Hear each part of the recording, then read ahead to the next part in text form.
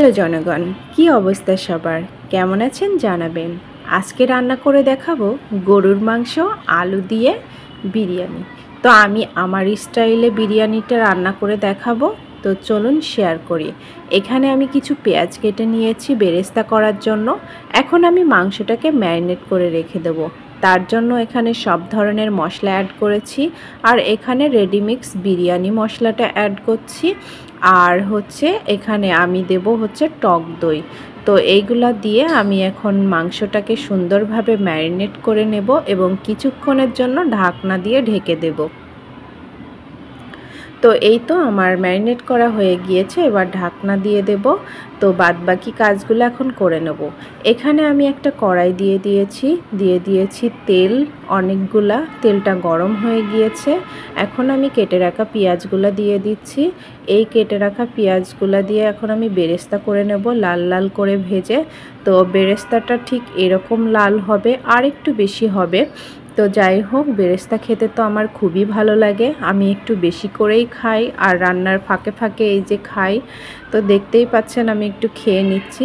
বেরেস্তা খেতে তো আমার খুবই ভালো লাগে। আপনাদের কার কার বেরেস্তা খেতে, পেঁয়াজ বেরেস্তা খেতে ভালো লাগে প্লিজ কমেন্টে জানাবেন। আর বিরিয়ানিতে আলু না দিলে তো জমেই না। আলুটা আমার খুবই পছন্দ বিরিয়ানিতে।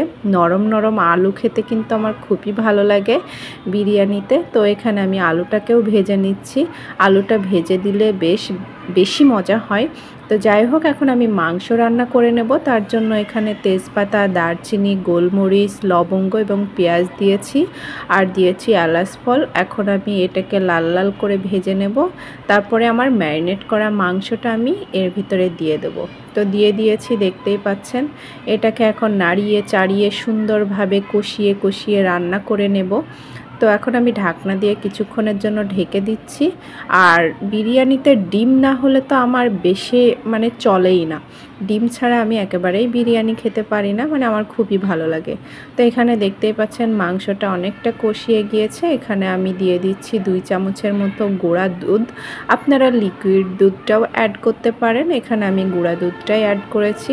তো বিরিয়ানিতে একটু দুধ দিলে খেতে আরও বেশি মজা হয়, বেশি টেস্টি হয়। আমি জানি না আপনারা কে কীরকমভাবে বিরিয়ানিটা রান্না করেন। তো আমি যেইভাবে রান্নাটা করি সেইভাবেই শেয়ার করছি।